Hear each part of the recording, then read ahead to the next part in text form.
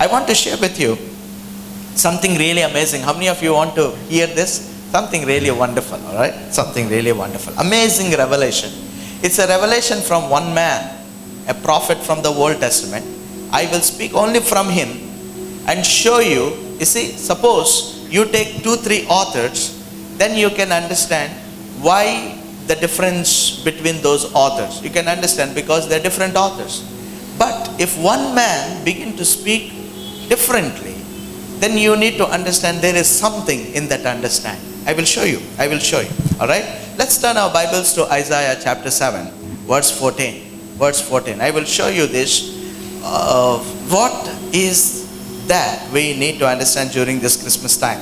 Amazing revelation from Isaiah. This is Isaiah's theology, Isaiah's understanding about God. You see, Isaiah's understanding about the Son of God. Isaiah 7 chapter verse 14 tells, therefore the Lord himself shall give you a sign. Behold, a virgin shall conceive and bear a son. Now who is this virgin? Mary. We all know it. Right? So a virgin, that means Mary shall conceive and bear a son and shall call his name Emmanuel. Right? So now simple question I would ask you this morning. To whom Jesus was born? Jesus was born to Mary. Yes or no? Yeah. Jesus was born to Mary. This is what we understand. But I want to let you know, the answer is no. The answer is no. Jesus, see, you will go crazy if I say no, but I want you to know, get along with me, stick on to me. To whom Jesus was born, we all know it's Mary, but the answer is no. See the story now. The same Isaiah tells something else. Turn your Bibles with me to Isaiah chapter 9 verse 6. Isaiah chapter 9 verse 6. What do we read there? Isaiah chapter 9 verse 6. It says, for unto us a child is born. Hello, you're all here. I said something. I showed you some big difference here. I said to whom Jesus was born. We said Mary. But I said no. The reason is, same Isaiah is saying, for unto us a child was born. Not to Mary. Same Isaiah is speaking. For unto us a child was born. And a son was given. Son is given. Wow. Now to whom the child was born? Come on now. According to Isaiah, to whom the child was born? Was the child born to Mary or the child born to you? Both the things are said. For a virgin shall conceive and bear a son and shall call his name Emmanuel. But in Isaiah chapter 9 verse 6 it says, for unto us a child is born. And this is really amazing for me. And the question arises in my mind and my research. To whom Jesus was born? Was Jesus born to Mary according to Isaiah, or was Jesus born unto us? Now, shall I tell you one more important thing? Okay, you're all ready? Right. More clarity. Listen carefully. Isaiah is not contradicting. Isaiah is not contradicting. You need to really open your eyes. Turn to your neighbor and say, open your eyes. And turn to your neighbor and say, read it carefully. It's not contradicting. Alright? I will show you. Listen carefully. I will give you a clarity about Isaiah's story. Now, listen. In Isaiah chapter 7 verse 14, Isaiah tells, a virgin shall conceive and bear a son. Okay? She will only conceive and she will bear a son. That's all. But he will be born to us. You get the point? This is a crazy story.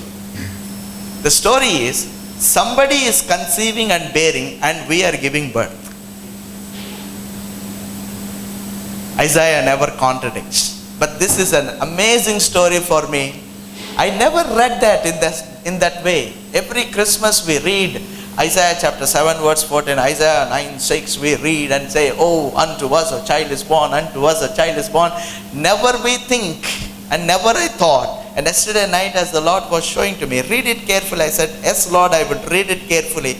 Then I understood, the virgin shall only conceive and bear.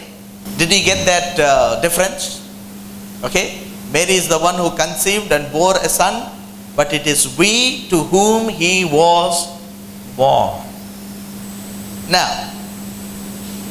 as I was reading this, I was asking the Lord, what is this story?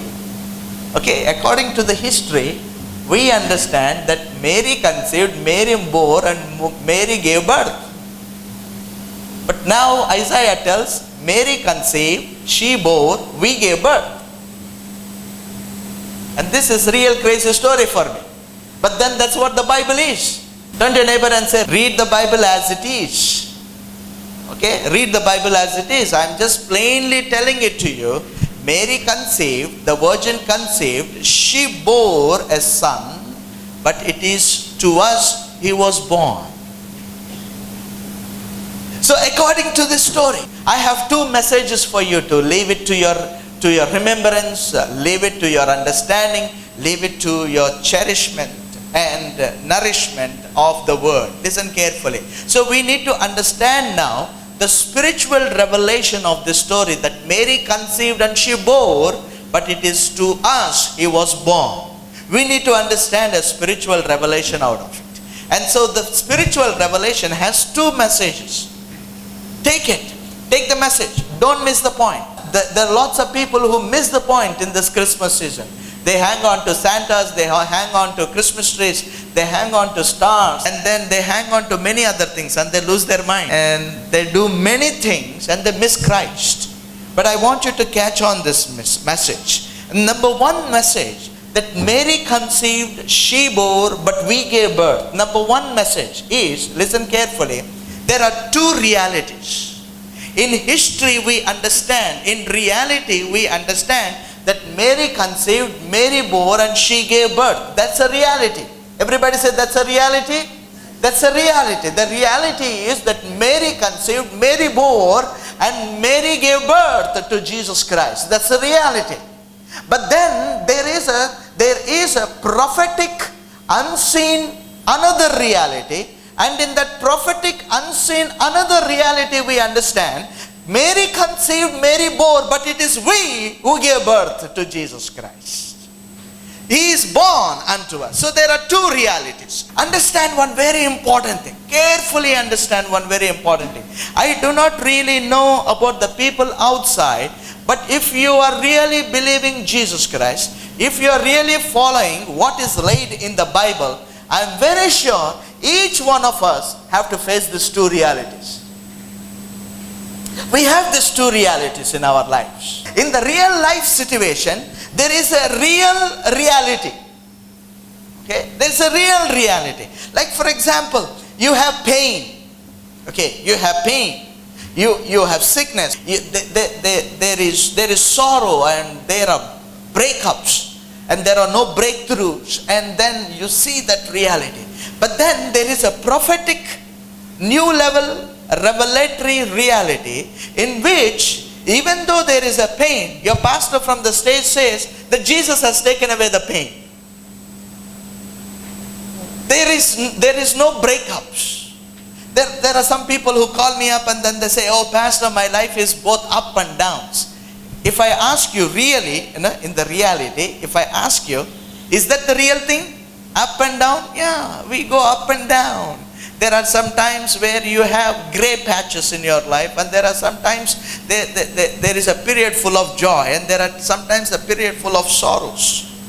Okay? So if I ask you, what is the reality? But you don't want to offend your pastor. And so you say, no, okay, my life is very good. But then, no. If you really get into the reality of Mary conceived, Mary bore, and Mary gave birth, there is a reality there. You just cannot patch it up, cover it up, and then say, there is nothing like that. No. So do you understand? There are two realities. The reality of your belief and the reality of your life. We cannot escape this. We just cannot escape this. There is a reality of life and there is a reality of belief.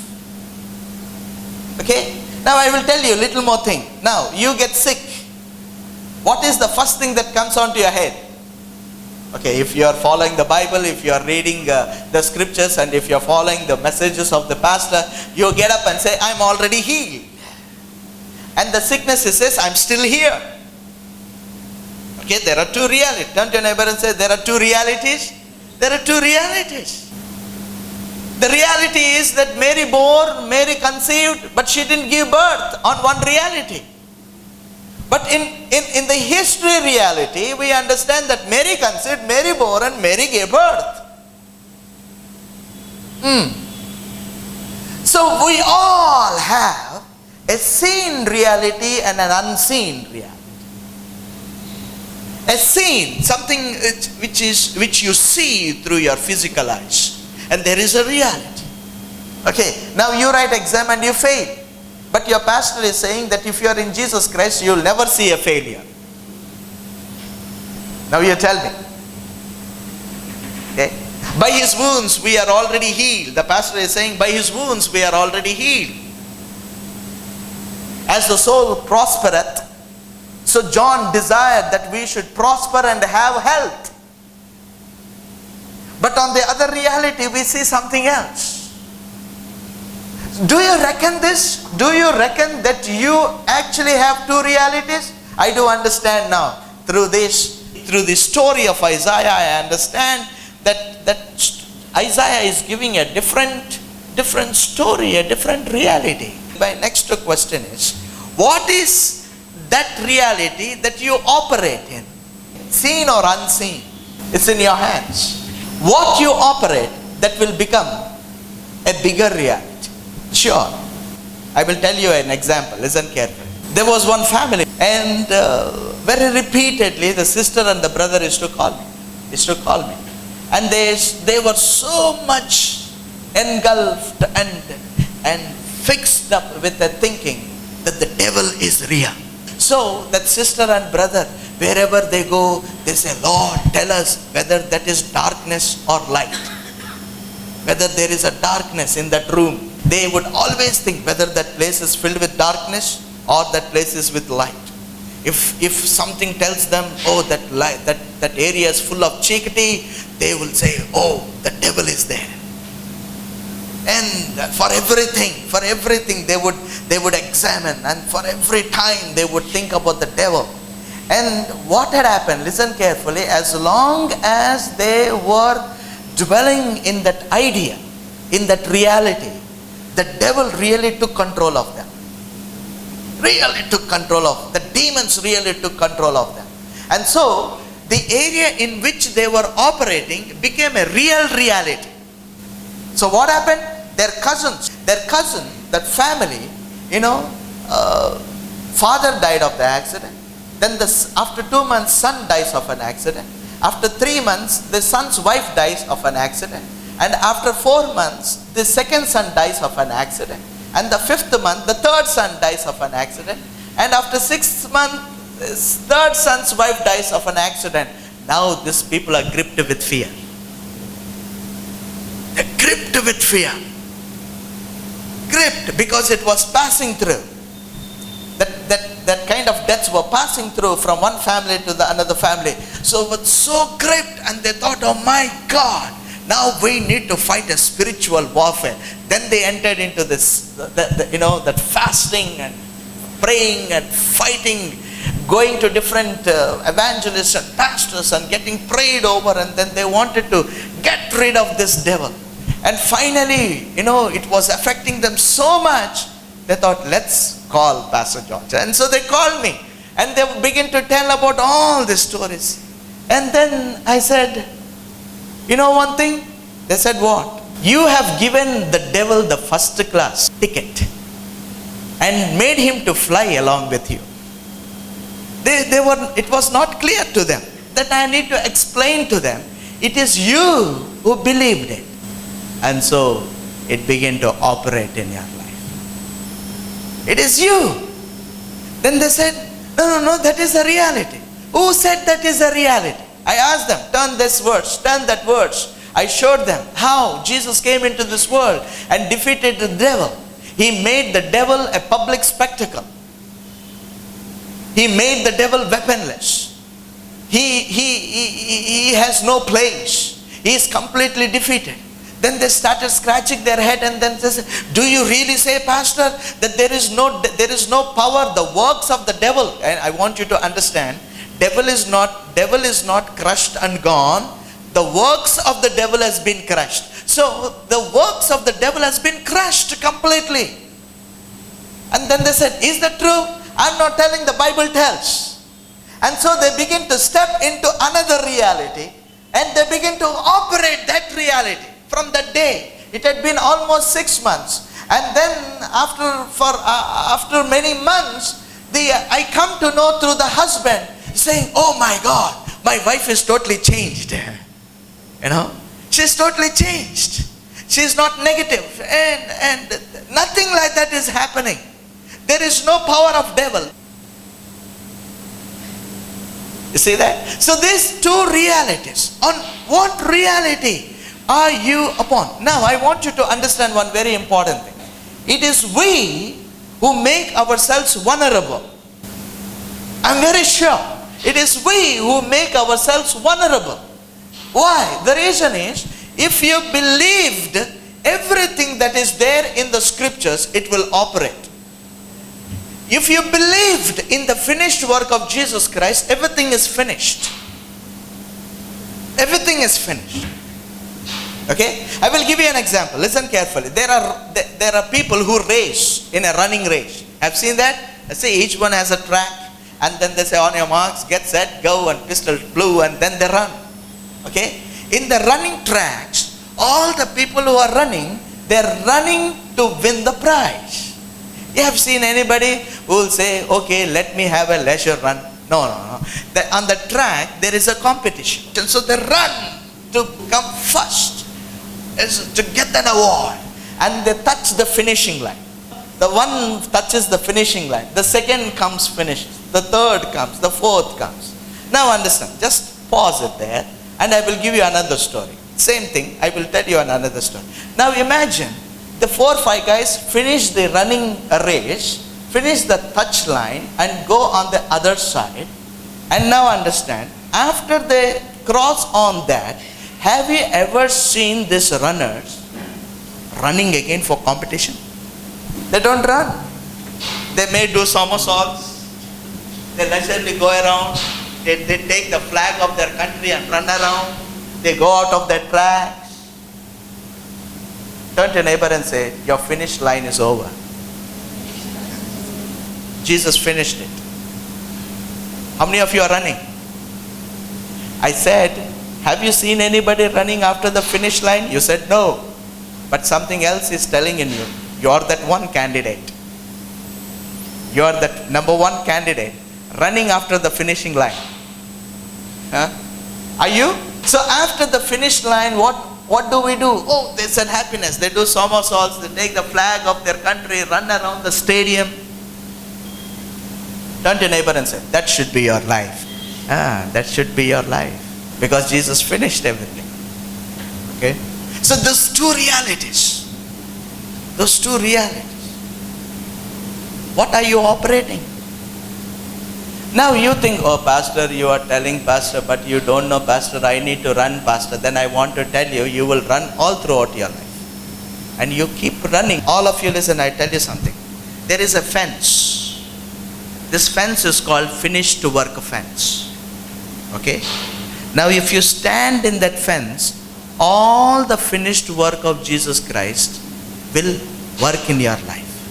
Suppose you stand outside, you become vulnerable to everything that is against it. Now it is in your hands. Whether you want to stand in, operate that, believe that, and put it in practice.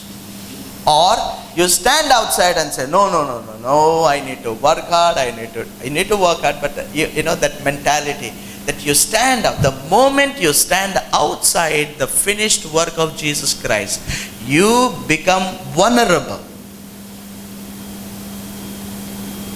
It is dangerous to you. There are two realities. Everybody say there are two realities. There are two realities. One, Mary conceived, she bore, but we gave birth.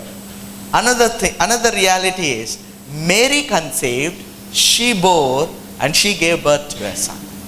Alright? Now listen carefully. I will tell you one more message and close down, but this is really important. Those who believe this true reality, this life reality, that Mary only conceived, Mary only bore, and Mary only gave birth, I will show you how their Christmases would be. Their Christmases would be with stables, with dogs and donkeys around, and with a dirty stable there, and they fix on to that Christmas time, and they begin to sing songs which, yesterday night suddenly this song came to my mind. Mary's boy child, Jesus Christ, was born on Christmas Day. I said, wait a minute. Jesus was not born on a Christmas day. The day he was born became a Christmas day. Okay? You understand that? The people, how they twisted. They twisted. Mary's, and that the song is so good, we feel like singing. Mary's boy child, Jesus Christ, was born on Christmas Day. He was not born on a Christmas day. He was born, and that day became a Christmas day. Okay? So their Christmases would be like that. The people who, that reality where they understand it is the historical reality. True. It's true. I want you to understand it's true. You see, suppose if you fail, and I say, no, you did not fail, you'll think I'm gone crazy. The truth is you failed. Yes or no? You broke up with somebody. The truth is that you broke up with somebody. But I come and tell, no, you didn't break up. You have sickness. So you say, I have sickness. I need to go to the doctor. That's the truth. But I come and tell, no, that is not the sickness. That's the reason why Jesus said before he left to heaven, he said the days are going to come when you are going to speak new tongue. He did not say unknown tongue. See, unknown tongue is different, new tongue is different. An unknown tongue is an angelic tongue that we speak when we worship the Lord, when we pray. It's an unknown tongue that we speak, the heavenly tongue. But then Jesus said, he said, you read Bible. He said that the days are going to come when you are going to talk a new tongue. What is a new tongue? The new tongue is not Mary conceived, Mary bore, and she gave birth. No, that is a reality. The new tongue is, listen, the new tongue is Mary conceived, Mary bore, but we gave birth to Jesus Christ. The Jesus is born unto us. That's a new tongue. We speak that new tongue. And when we get into that reality, you will see great things happening. You say, Pastor, you don't. Then I'll say, you will never understand throughout your life. You will be only in that realm where you will face all those things. Failures, breakups, sickness. You are in that reality. Poverty. How many of you want to come off to Isaiah's reality? Yeah. Let's get into that Isaiah's. You won't see it. You need to speak. You need to speak that new tongue. You won't see it. So the people who are in that Mary's reality, the historical reality, their Christmases would be with the stables. Their Christmas would be saying, oh my God, when Jesus came, he did not have a place. Their messages would be, they went around the inns and the houses, and the housekeeper, did not give a place. Oh, what a poor story. And we sing songs that are very pathetic. So your Christmases would be like that. See, I do not know how is your Christmas and how it is going to become, but then I want you to know, walk out of that manger, shepherds, Herod, angels, dogs and donkeys and inns. Because now I understand that Christ is born to me.